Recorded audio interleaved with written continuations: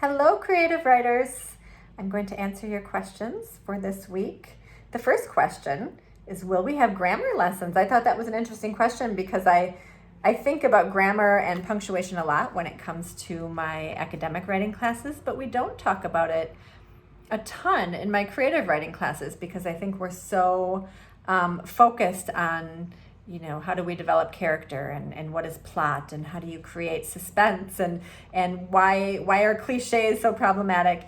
I think the grammar is probably most important when we get to the grammar and punctuation when we get to poetry. And it is something that Janet Burroway addresses in her book. But if you have any specific grammar questions, I've worked as an editor and I do tons of editing, freelance editing. So if you have any questions, I'm happy to answer them if you want to email me. Somebody asked about outlines. Should you create outlines? I think outlines can be effective in terms of helping you organize, but you also don't want to limit yourself. And I think a lot of times the best works of art come from just kind of a free process, right? Where you allow yourself to take these natural tangents and let a work take on a sort of life of its own. Now, I think the outlining actually comes in more handy when you're working on revisions. You can do what's called reverse outlining, which is that you go back over what you've written, you figure out what you've got there on the page, and you create an outline of what you've created after the fact, so you can see perhaps where you need to further develop ideas or make clarifications and so on. Let's see.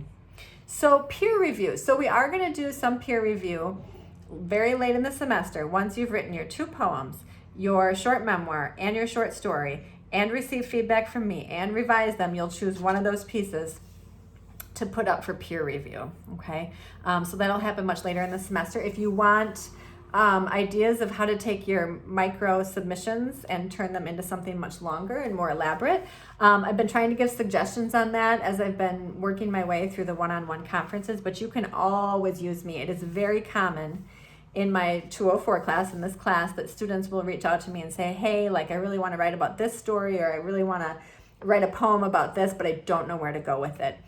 And then what I can do is shoot you back a bunch of questions and suggestions. Let's see.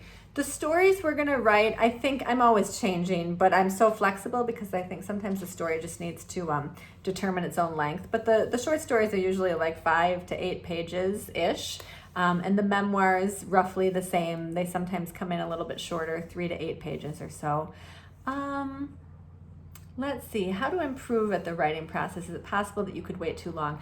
I think the biggest risk with waiting too long to revise something, and I think that's what this question is getting at, right? You've written something, you've received feedback from a reader, maybe it's a teacher, maybe it's a classmate, maybe it's a friend, and then you wait too long. The waiting too long is you don't care about the piece anymore. It doesn't, if it's a work of memoir, it doesn't represent your perspective on life anymore. Maybe you wrote about a breakup or something, and a year later you return to it and you're not heartbroken anymore. And so the poem, you can't re-immerse yourself in it, right? You can't re-immerse yourself in the work that you've created. So I do think sometimes you can wait too long. But sometimes the waiting is you mature and you become a different person, and that's what helps you to see exactly what you need to fix. So, I think that's a really interesting question about the timeline of the creative process, and I think everybody would say something a little bit different.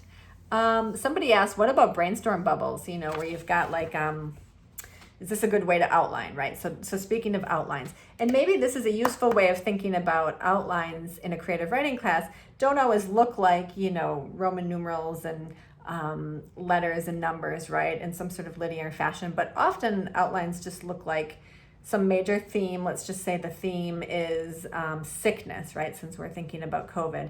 And then you've got all these other thoughts that are sort of like spokes on the bicycle wheel or rays on the sunshine, and they are kind of popping out, and they're all related, and you want to address all of them, but you haven't decided yet in which order you're going to address all of these different ideas that are related to sickness. That's kind of for me too. So somebody asked, is that appropriate? Of course, these thought bubbles are appropriate.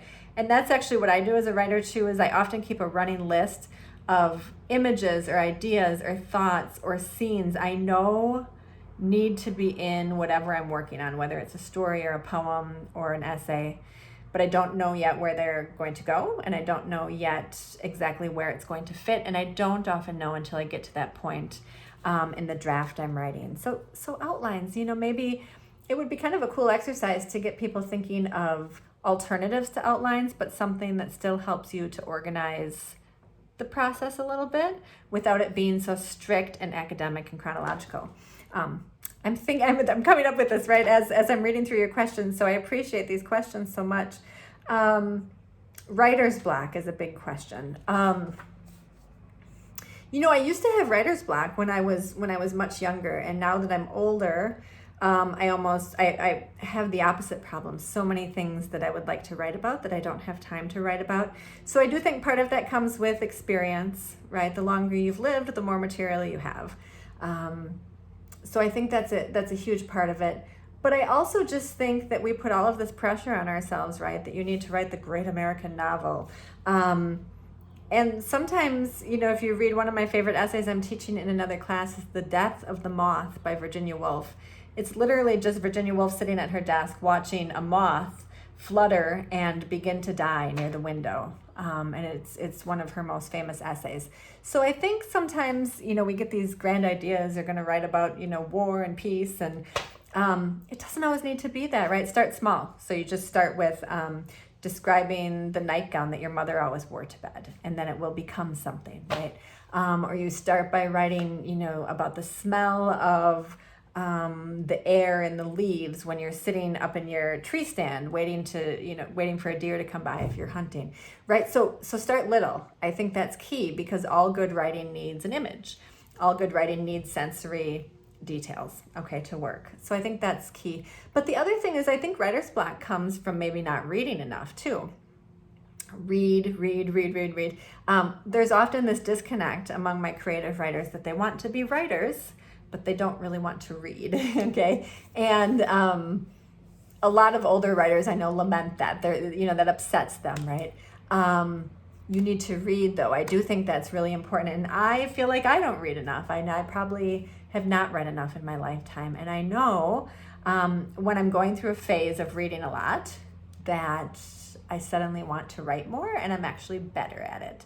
So if you can force yourself to just be working at all times on, maybe just reading by your bedside a novel or a memoir or a collection of poems, I think that would help with writer's block too. As far as confidence in a topic, somebody asked, how do you keep confidence in a topic you're writing about? I think confidence is, of course, important, but I think it goes hand in hand with like interest and passion.